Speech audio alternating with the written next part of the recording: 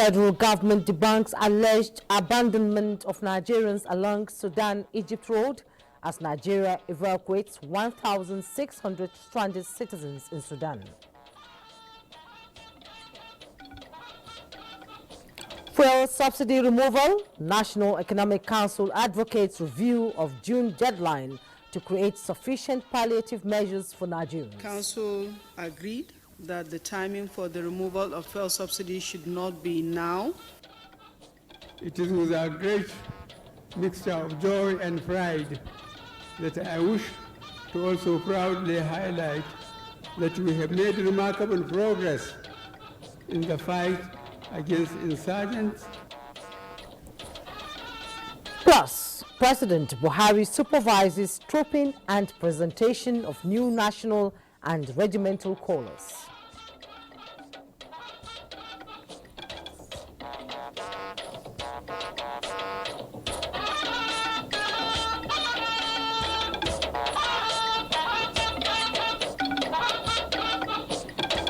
Hello and welcome to NTA Network News. We are live in Abuja. I am Jummai Yusuf. Hingino John Adams joins me from our Lagos Network Center. You can watch this news broadcast live on our website at nta.ng/live or any of our social media handles displayed on the screen for updates. You're welcome.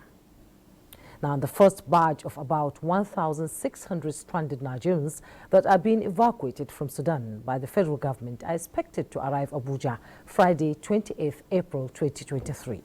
The National Emergency Management Agency says arrangement has been completed with an indigenous airline that will airlift them from Egypt to Nigeria. Details with Musa Baba Aliu. From the capital of Sudan to Aswan Egyptian border is about 1,000 kilometers. That is the distance to be covered by these buses daily.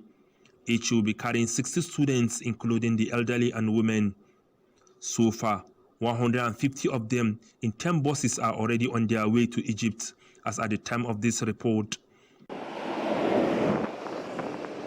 The Director General National Emergency Management Agency, Ahmed Mustafa Habib, says adequate arrangement has been put in place for the protection and security of Nigerians along transitway. He says arrangement has also been completed with the Nigerian-based airline, Air Peace, that will airlift the Nigerians from Egypt free of charge. Multiple nations have scrambled to evacuate embassy staff and citizens by road, air and sea from Sudan, where fighting between the army and paramilitaries has killed hundreds and led to acute shortages of water, food, medicine and fuel. It is important that the world stands with the people of Sudan to provide the resources that are required for humanitarian organizations to ramp up emergency response and humanitarian assistance to the people in need. One life lost in Sudan is a life too many. A Royal Air Morocco flight carrying 136 Moroccan nationals evacuated from Sudan arrived at Casablanca International Airport this Thursday. This is coming as Chinese Navy ships sent to rescue citizens from the conflict-hit Sudan have also evacuated nationals from 5 other countries. The first batch of 678 people evacuated by the Chinese team arrived at port in Jeddah, Saudi Arabia by ship on Thursday morning. Musa Baba Aliyu, NTA News. Agency and the Nigerian Diaspora Commission have reacted to trending videos on the purported abandonment of Nigerians along Sudan and Egypt Road. NEMA told NTA that one of the 13 buses on the convoy developed a fault and orders pulled over to wait for the vehicle to be fixed. The agency therefore refuted the claim that the bus drivers protested lack of payment. The federal government is spending $1.2 million on the evacuation exercise.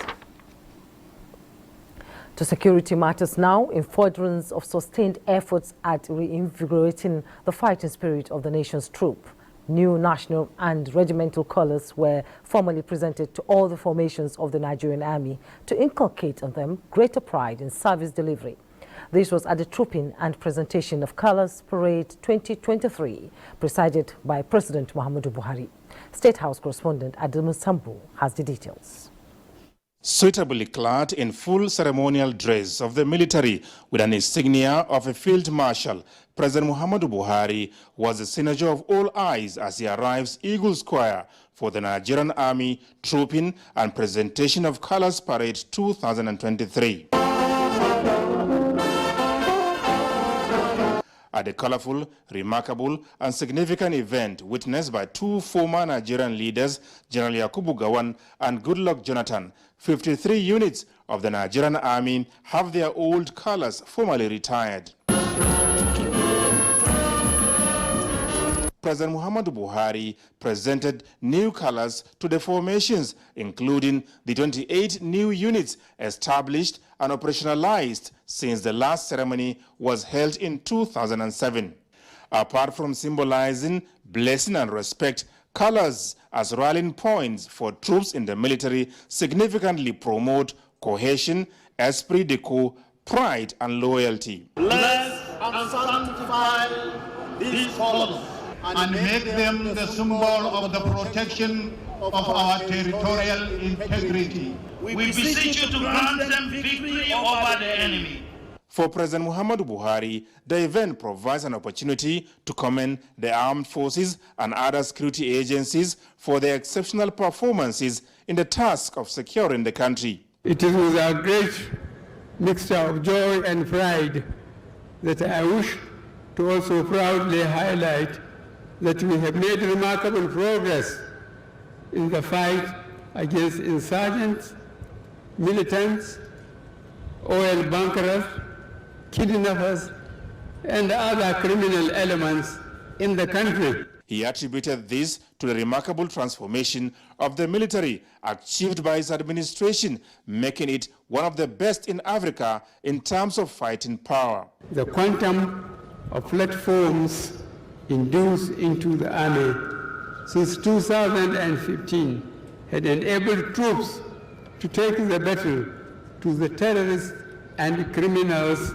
particularly in the northeast, resulting in the recapture of territories hitherto held by the insurgents. The efforts of the troops leading to unprecedented successes was evident in the increased number of neutralized insurgents and those that voluntarily surrendered alongside their families. President Buhari used the opportunity to appreciate Nigerians for their perseverance, stating that the country will continue to rely on support from all segments of the society for sustainable peace and security. In Abuja, Adamu Sambu, NTA News.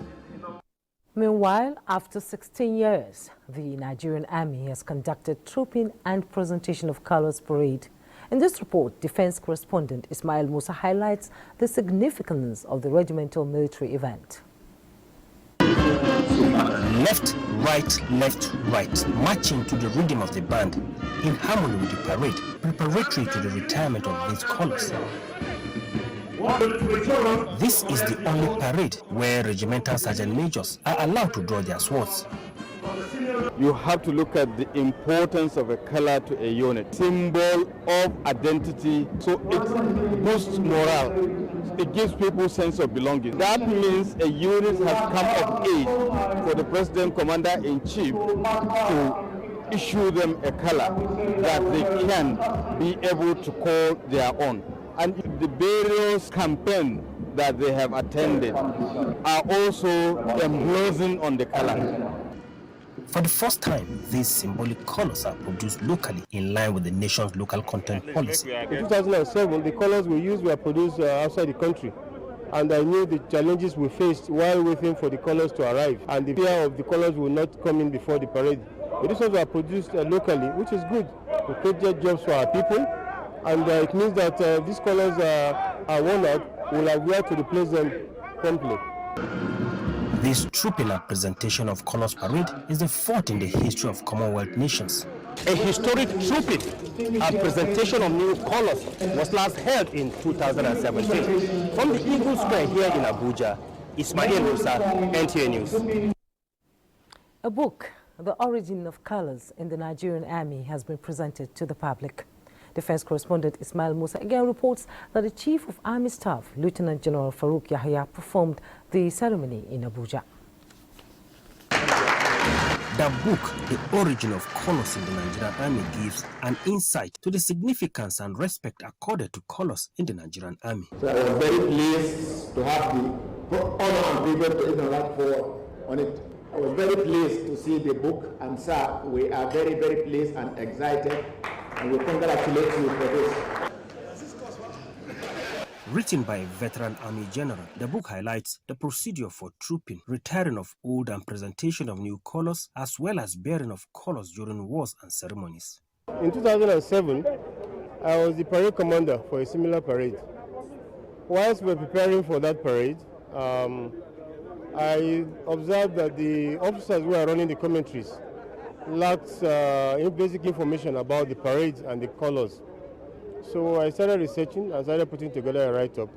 I actually wrote this book about 2007, provides guidance about parade colors and the relevance we attach to the colors.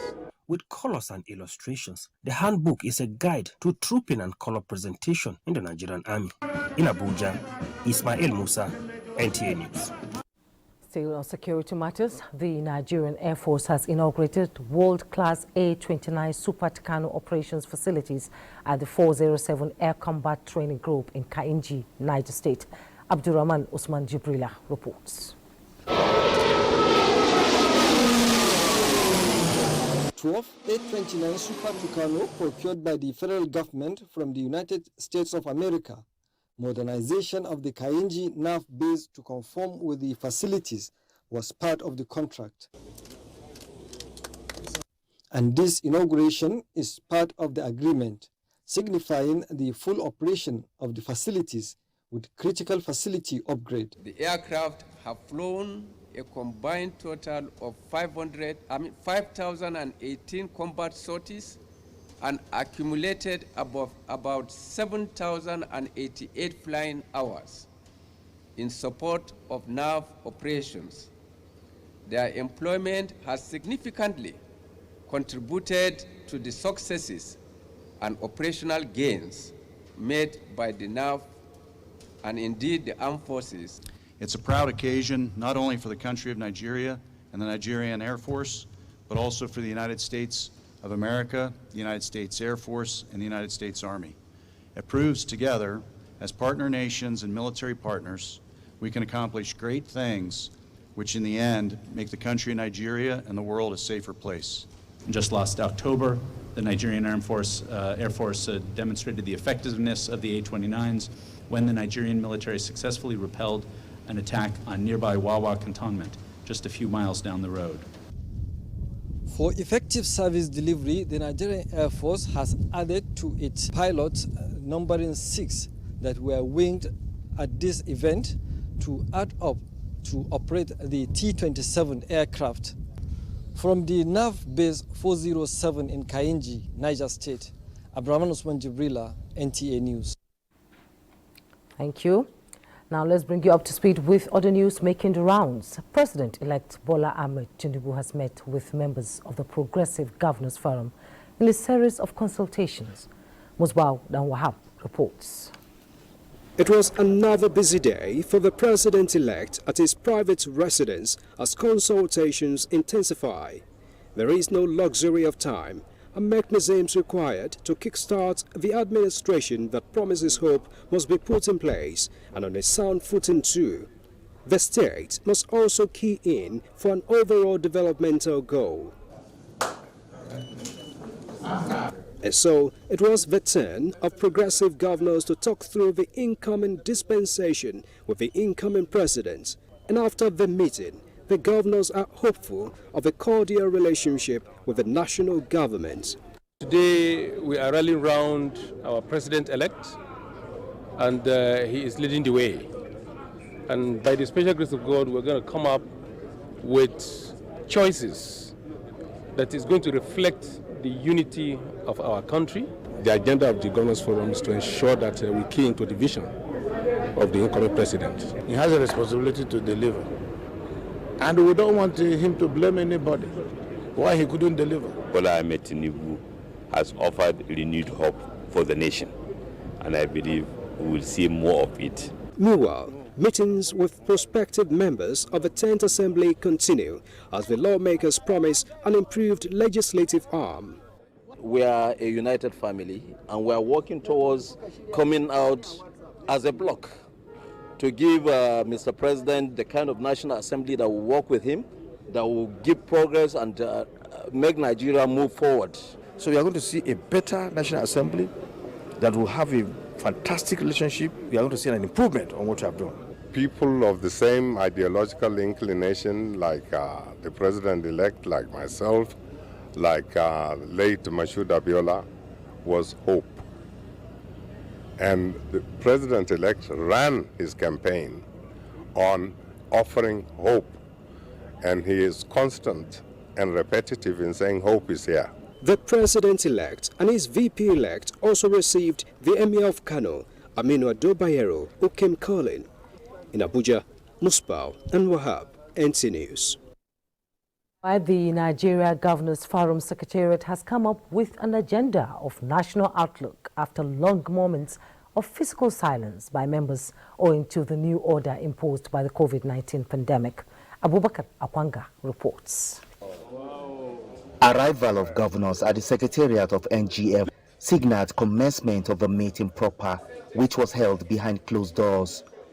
The members brought to the table an agenda of national outlook, and these are outcomes of the session revealed by the chairman. The guidelines by the NFIU on financial regulations that is working on how to ensure that Nigeria is taken out of the grey list of the financial task force, and we also discussed about the issue of primary health care and the Seattle Declaration and the progress made so far, and we also discussed about the new revenue formula submitted to Mr. President by the Revenue Mobilization and Fiscal Commission, and the need for us to really approach Mr. President on the need for him to present the new draft formula to National Assembly before this administration winds up. The issue of stamp duties also took center stage during the deliberation, with far-reaching resolutions adopted. We also discussed about the issue of stamp duties that are being owed both the federal government and the states, that is, were housed in central bank, and we are working to make sure that that has been released for disbursements. The forum appreciated the feats achieved by the Secretariat and promised to continue towards the consolidation of democracy and good governance. In Abuja, Abubakar Akwanga, NTA News. In NTA Network News, let's take a breather. We'll be right back.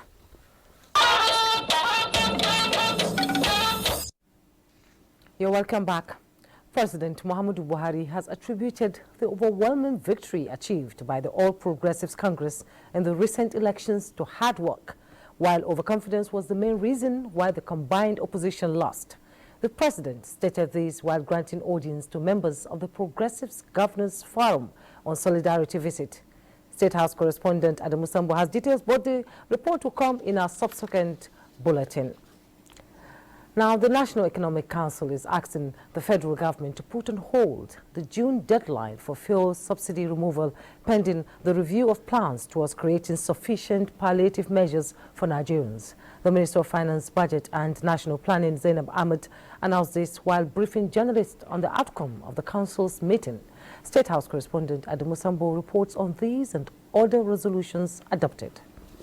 This is the last meeting of the National Economic Council in the life of the Buhari presidency.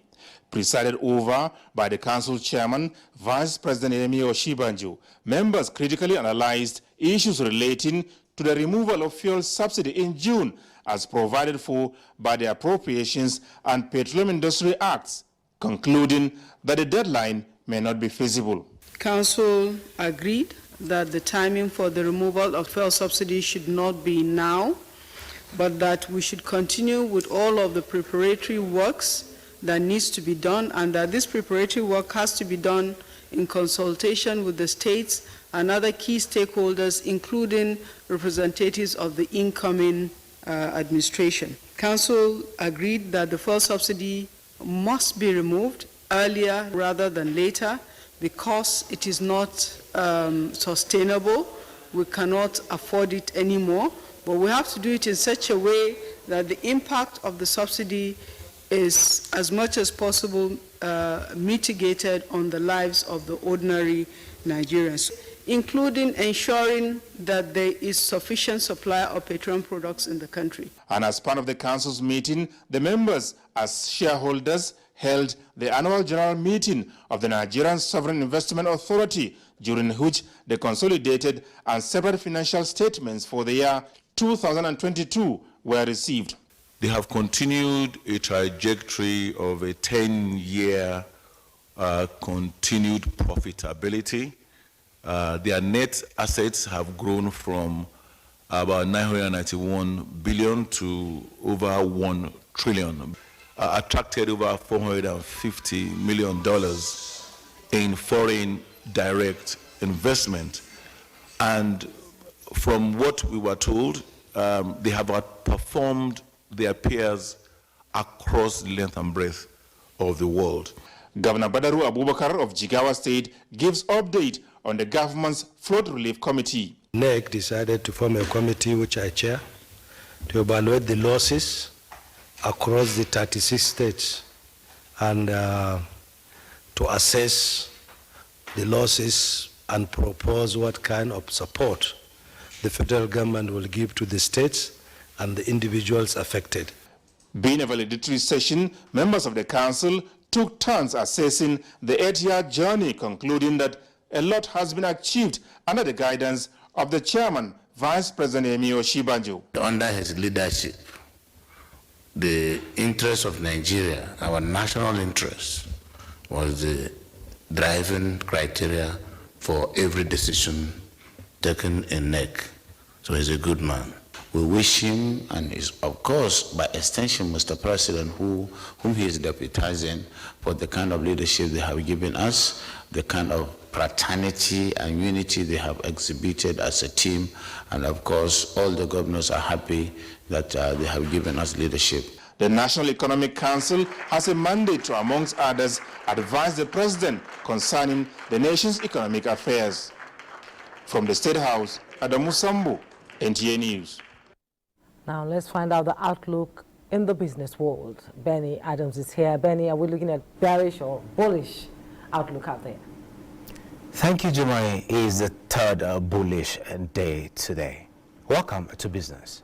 Stakeholders in the global halal value chain, from food items to finance that is fair and modest fashion, say the industry has a potential of increasing Nigeria's GDP by $1.5 billion annually through increase in exports of halal products and attracting foreign direct investment.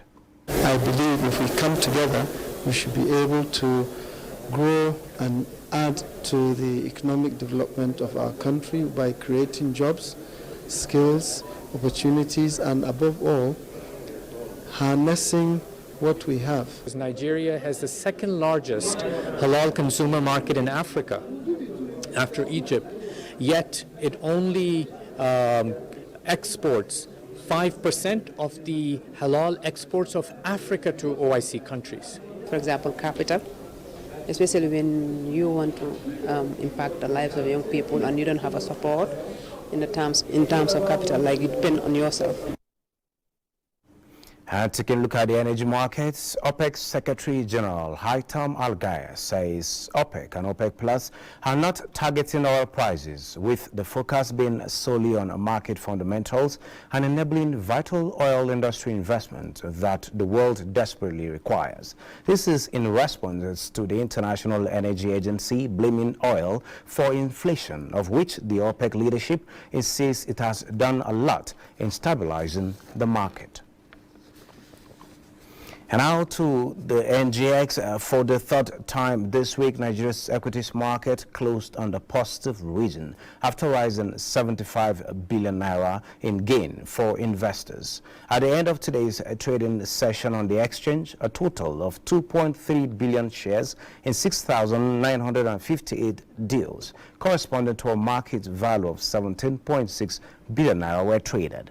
Compared with the previous trading day, which was Wednesday, today's data shows 58% improvement in volume, 144% improvement in turnover, and 36% improvement in deals.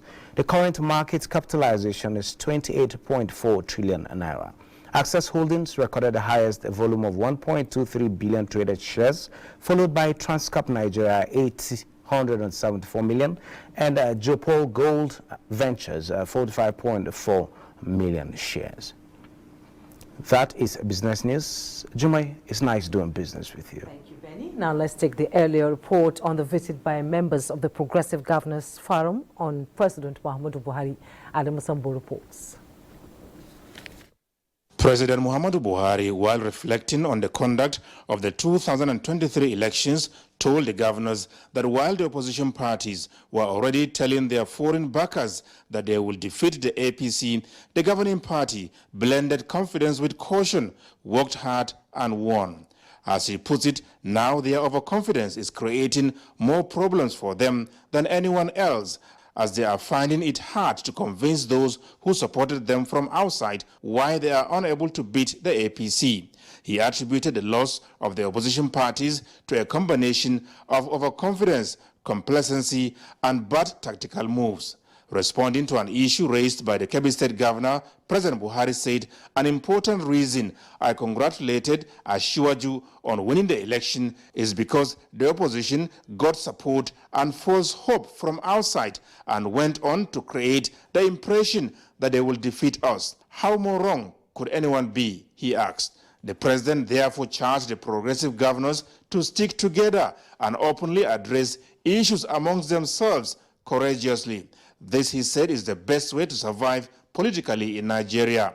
The chairman, Progressive Governors Forum, and Governor of Kebbi State, Atiku Bagudu, said the visit was ostensibly to say Happy Salah to the president and thank him for the leadership he had been giving to the party and the nation. We equally thanked him and congratulated him that the world is acknowledging his role, particularly in ensuring that elections took place successfully in Nigeria, even in spite of what is happening around the region, and to thank him for his management of the economy, that despite all the challenges, states that were hitherto not paying salaries are paying salaries and are even investing in infrastructure.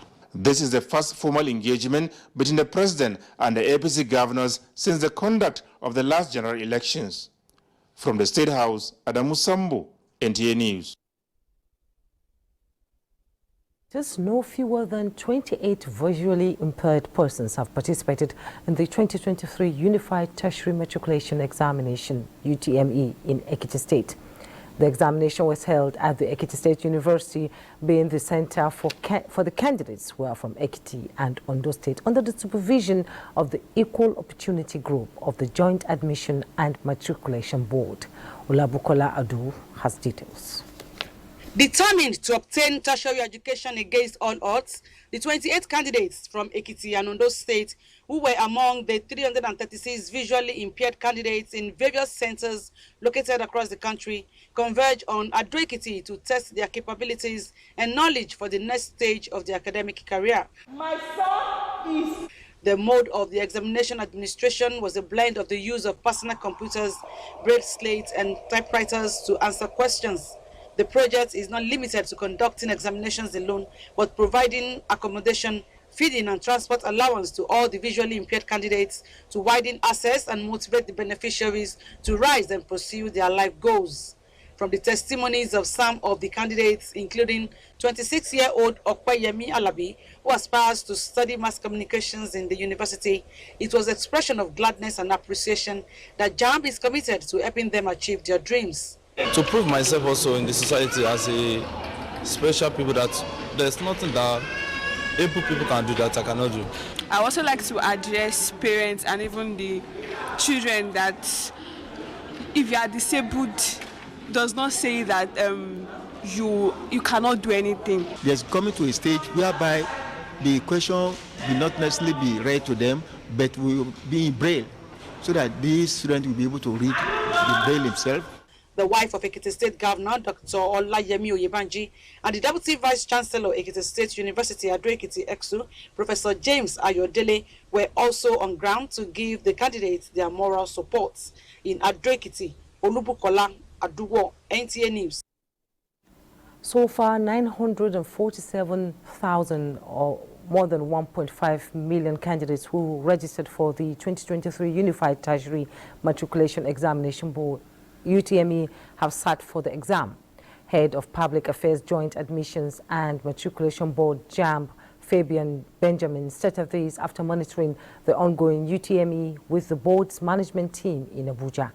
Olainka Ojo reports that the head of the Public Affairs JAMB assures that in spite of technical hitches experienced on the first day of the examination, the board has resolved that all registered candidates will have the opportunity to sit for the examination. For every candidate that have registered for this examination, he or she will certainly be given the opportunity to take this examination.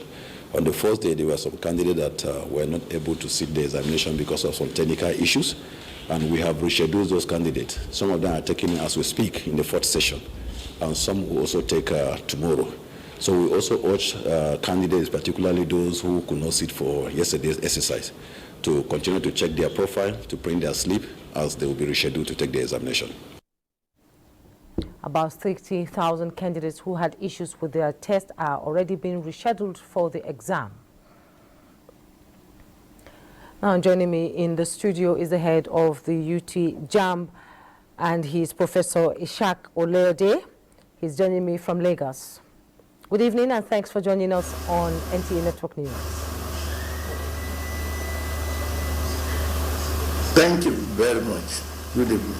So I can see the joy on the visually impaired students who are given this opportunity to be able to write this exam. The excitement can be seen from their reactions. So how has this 2023 exercise been so far?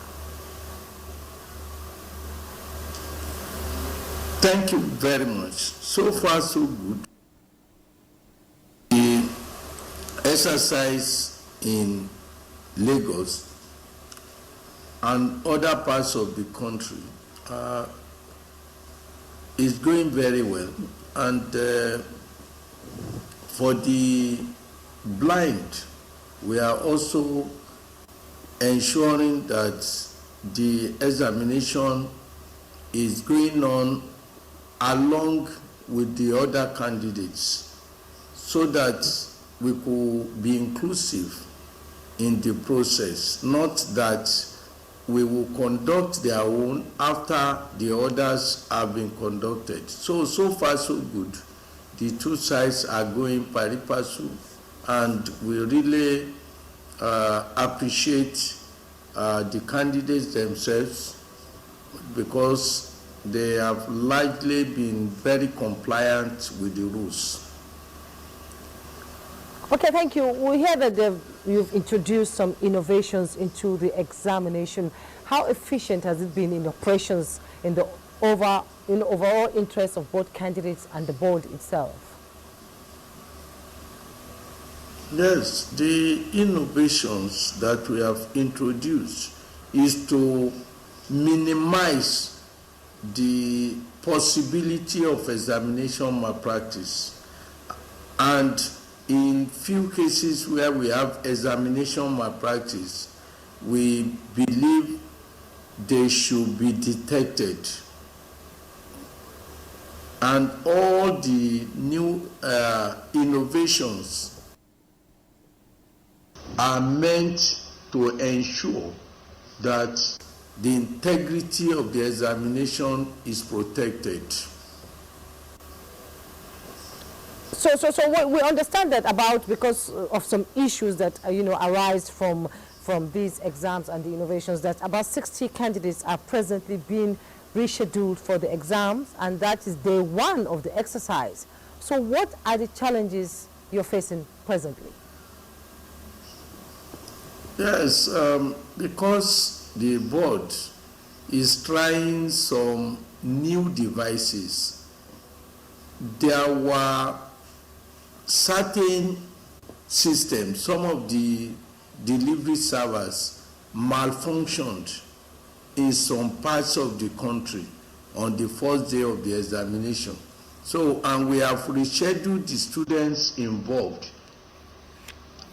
The first set of the students had their examination this afternoon, and the remaining students who had the problem on the first day will have their examination tomorrow. Have been notified. The students have been notified through the normal processes, and we are assuring the students that every candidate will be given his or her due.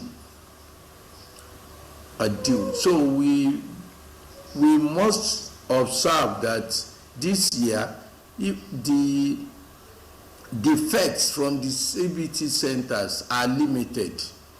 Yes, there are very few instances of center-based disruption.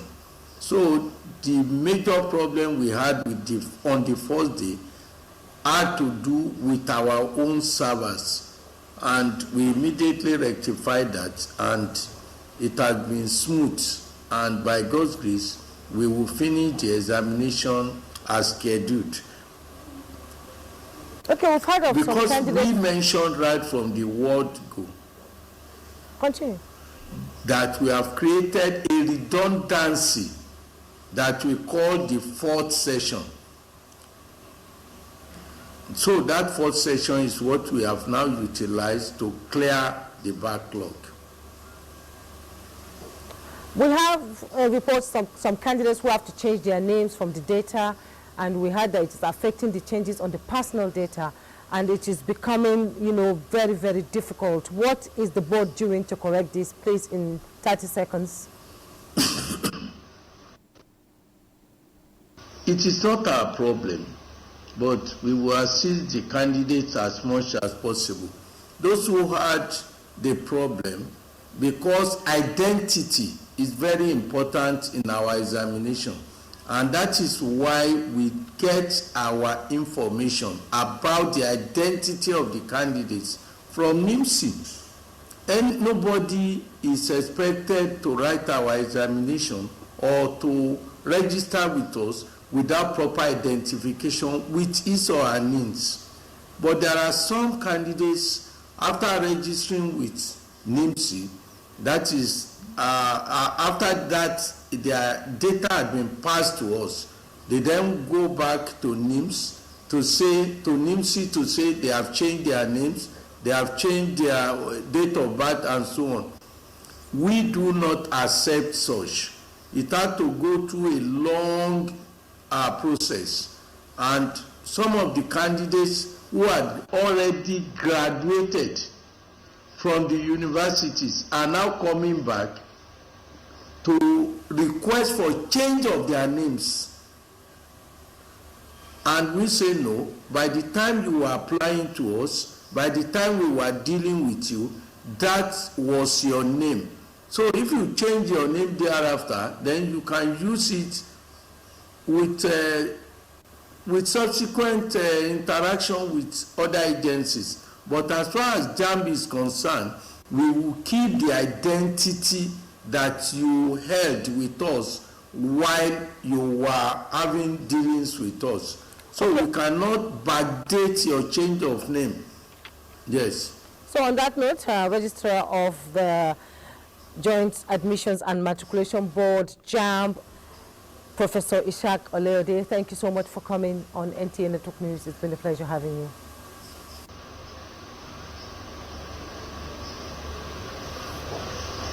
We'll take a break. When we return, more reports. Do stay.